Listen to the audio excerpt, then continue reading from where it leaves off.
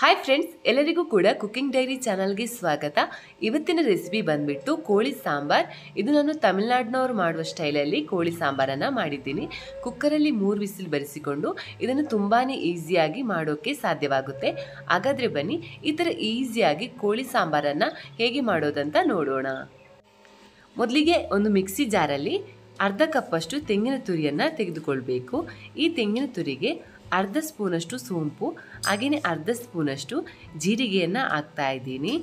ಇನ್ನು 1 ಸ್ಪೂನಷ್ಟು ಕರಿಮೆಣಸನ್ನು ಹಾಕ್ಕೊಳ್ಬೇಕು. ಇನ್ನು ಇದಕ್ಕೆ 2 ಲವಂಗವನ್ನು ಹಾಕ್ತಾ ಇದ್ದೀನಿ. ಹಾಗೆಯೇ ಸಣ್ಣ ಸಣ್ಣ ಒಂದು 4 ತೆಕ್ಕೆಗಳನ್ನು ಹಾಕ್ತಾ ಇದ್ದೀನಿ. ಹಾಗೆಯೇ ಇದಕ್ಕೆ 4 ಗೇರು ಬೀಜವನ್ನು ಹಾಕ್ಕೊಳ್ಳಿ. ಈಗ ಇದನ್ನು ಚೆನ್ನಾಗಿ ಮಿಕ್ಸ್ ಮಾಡಿ, ಅಂದರೆ ಗ್ರೈಂಡ್ ಮಾಡ್ಕೊಳ್ಳಿ. ನೋಡಿ, ಈ ಅದಕ್ಕೆ ಚೆನ್ನಾಗಿ ಅದನ್ನು ಗ್ರೈಂಡ್ ಮಾಡ್ಕೊಳ್ಬೇಕು. ಈಗ ಇದನ್ನು ಸೈಡಲ್ಲಿ ಇಟ್ಬಿಡಿ. ಈಗ ನಾವು ಪದಾರ್ಥ ಮಾಡುವ. ಈಗ ಒಂದು ಕುಕ್ಕರನ್ನು ನೀವು ಸ್ಟವಲ್ಲಿ ಇಟ್ಕೊಳ್ಳಿ. ಇದಕ್ಕೆ ನಿಮಗೆ ಅಗತ್ಯಕ್ಕೆ ತಕ್ಕಷ್ಟು ಎಣ್ಣೆಯನ್ನು ಹಾಕ್ಕೊಳ್ಳಿ. ನಾನಿಲ್ಲಿ ದೊಡ್ಡ ಸ್ಪೂನಲ್ಲಿ 2 ಸ್ಪೂನ್ ಎಣ್ಣೆ ಹಾಕ್ತಾ ಇದ್ದೀನಿ. ಸಣ್ಣ ಸ್ಪೂನ್ ಆದರೆ 3 ಸ್ಪೂನಷ್ಟು ಎಣ್ಣೆಯನ್ನು ಹಾಕ್ಕೊಳ್ಬೇಕು. ಈಗ ಇದಕ್ಕೆ ಸ್ವಲ್ಪ 1 ಸ್ಪೂನಷ್ಟು ಸೋಂಬನ್ನು ಹಾಕ್ತಾ ಇದ್ದೀನಿ. ಇದು ಸ್ವಲ್ಪ ಬಿಸಿಯಾದ ನಂತರ ಇದಕ್ಕೆ ನೀವು 1 ಲವಂಗ ಅಥವಾ 1 ತೆಕ್ಕೆಯನ್ನು ಹಾಕ್ಕೊಳ್ಬೋದು. ನಾನಿಲ್ಲಿ ಲವಂಗ ಹಾಕ್ತಾ ಇದ್ದೀನಿ. ಈಗ ಅದಕ್ಕೆ ಸ್ವಲ್ಪ ಕರಿಬೇವಿನ ಸೊಪ್ಪನ್ನು ಹಾಕ್ಕೊಳ್ಬೇಕು. ಇದು ಸ್ವಲ್ಪ ಬಿಸಿಯಾದ ನಂತರ ನೀವೀಗ ಶುಂಠಿಯನ್ನು ಈ ಥರ ಕಟ್ ಮಾಡಿ ಅಥವಾ ಅದನ್ನು ಗುದ್ದಿ ಕೂಡ ಹಾಕ್ಕೊಳ್ಬೋದು. ಅದೇ ರೀತಿ ಬೆಳ್ಳುಳ್ಳಿಯನ್ನು ಕೂಡ ಈ ಥರ ಕಟ್ ಮಾಡಿಕೊಂಡು ಆ್ಯಡ್ ಮಾಡ್ತಾ ಇದ್ದೀನಿ. ಇದನ್ನು ಸ್ವಲ್ಪ ಕೆಂಪಾಗೋವರೆಗೆ ರೋಸ್ಟ್ ಮಾಡಬೇಕು. ಅಂದರೆ ಬೆಳ್ಳುಳ್ಳಿ ಮತ್ತು ಶುಂಠಿ ಚೆನ್ನಾಗಿ ರೋಸ್ಟ್ ಆಗಬೇಕು. ಅನಂತರ ಇಲ್ಲಿ 1 ಕಪ್ಪಷ್ಟು ಈರುಳ್ಳಿಯನ್ನು ಹಾಕ್ತಾ ಇದ್ದೀನಿ. ಅಂದರೆ 2 ಈರುಳ್ಳಿಯನ್ನು ಇಲ್ಲಿ ನಾನು ಹಾಕಿದ್ದೀನಿ. ಇದನ್ನು ಚೆನ್ನಾಗಿ ತಿರುಗಿಸಿ ಅದನ್ನು ಕೆಂಪಾಗೋವರೆಗೆ ಕಾಯಿಸ್ಕೊಳ್ಬೇಕು. ನೋಡಿ, ಈ ಥರ ಸ್ವಲ್ಪ ಕಲರ್ ಚೇಂಜ್ ಆದಮೇಲೆ ಇಲ್ಲಿ 2 ಟೊಮೆಟೊವನ್ನು ಹಾಕಿದ್ದೀನಿ. ಅಂದರೆ 1 ಕಪ್ಪಷ್ಟು ಟೊಮೆಟೊವನ್ನು ಹಾಕಿದ್ದೀನಿ. ಈಗ ಇದಕ್ಕೆ ಸ್ವಲ್ಪ ಅರಶಿನ, ಹಾಗೆಯೇ 1 ಸ್ಪೂನಷ್ಟು ಉಪ್ಪನ್ನು ಹಾಕ್ತಾ ಇದ್ದೀನಿ. ಇದನ್ನೀಗ ಚೆನ್ನಾಗಿ ಮಿಕ್ಸ್ ಮಾಡ್ಕೊಳ್ಳಿ. ಅಂದರೆ ಇದೆಲ್ಲ ಚೆನ್ನಾಗಿ ಬೇಯಿಸಿಕೊಳ್ಬೇಕು. ಅಂದರೆ ಗ್ರೇವಿ ಥರ ಆಗಬೇಕು.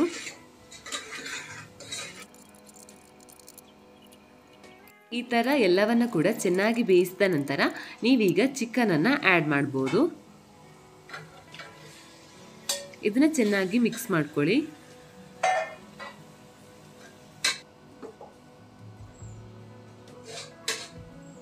ಈ ಥರ ಮಿಕ್ಸ್ ಮಾಡಿದ ನಂತರ ಅದಕ್ಕೆ ನೀವು ಕೊತ್ತಂಬರಿ ಸೊಪ್ಪನ್ನು ಹಾಕ್ಕೊಳ್ಬೇಕು. ಇದನ್ನೀಗ ಚೆನ್ನಾಗಿ ಮಿಕ್ಸ್ ಮಾಡ್ಕೊಳ್ಳಿ. ಅನಂತರ ನೀವು ಮನೆಯಲ್ಲಿ ಮಾಡಿಟ್ಟಿರುವಂತಹ ಮಸಾಲೆ ಹುಡಿಯನ್ನು ಹಾಕ್ಬೋದು. ಅಂದರೆ ಚಿಕನ್ ಮಸಾಲೆ ಹುಡಿಯನ್ನು ಹಾಕ್ಬೋದು. ನಾನಿಲ್ಲಿ 1.5 ಸ್ಪೂನಷ್ಟು ಹಾಕ್ತಾ ಇದ್ದೀನಿ. ನೀವು ಚಿಕನ್ ಕ್ವಾಂಟಿಟಿ ನೋಡಿ ಅದಕ್ಕೆ ಮಸಾಲೆ ಪದಾರ್ಥವನ್ನು ಆ್ಯಡ್ ಮಾಡ್ಕೊಳ್ಳಿ. ನಿಮ್ಮಲ್ಲಿ ಚಿಕನ್ ಮಸಾಲೆ ರೆಡಿ ಮಾಡಿದ್ದು ಇಲ್ಲ ಅಂತಾದರೂ ಕೂಡ ಪರವಾಗಿಲ್ಲ. ನೀವು 1 ಸ್ಪೂನಷ್ಟು ರೆಡ್ ಚಿಲ್ಲಿ ಪೌಡರ್, ಹಾಗೆಯೇ 1 ಸ್ಪೂನಷ್ಟು ಧನಿಯಾ ಹುಡಿಯನ್ನು ಹಾಕಿ ಈ ಥರ ಗ್ರೇವಿ ಥರ ಮಾಡ್ಕೊಳ್ಳಿ. ಇದನ್ನು ಇನ್ನು ಸ್ವಲ್ಪ ಹೊತ್ತು ಬೇಯಿಸಿಕೊಳ್ಳಿ. ಅಂದರೆ ಸ್ವಲ್ಪ ಫ್ಯೂ ಮಿನಿಟ್ಸ್ ಇದನ್ನು ಬೇಯಿಸಿಕೊಂಡ್ರೆ ಸಾಕು. ಅದು ಚಿಕನ್ ನೀರಾಗಿ ಈ ಥರ ಗ್ರೇವಿ ಥರ ಆಗುತ್ತೆ. ಈಗ ನೀವು ಮಿಕ್ಸಿ ಜಾರಲ್ಲಿ ರುಬ್ಬಿಟ್ಟಂತಹ ಮಸಾಲೆಯನ್ನು ಇದಕ್ಕೆ ಆ್ಯಡ್ ಮಾಡ್ಕೊಳ್ಳಿ. ಈಗ ನಾನಿಲ್ಲಿ ಮಿಕ್ಸ್ ಜಾರಿಗೆ ನೀರನ್ನು ಹಾಕಿ ಅದನ್ನು ಸ್ವಲ್ಪ ನೀರು ಮಾಡ್ತಾ ಇದ್ದೀನಿ. ನೀವು ಕೂಡ ನಿಮಗೆ ಎಷ್ಟು ನೀರು ಬೇಕೋ ಅಷ್ಟು ನೀರು ಮಾಡ್ಕೊಳ್ಳಿ. ಇದನ್ನೀಗ ಚೆನ್ನಾಗಿ ಮಿಕ್ಸ್ ಮಾಡ್ಕೊಳ್ಳಿ.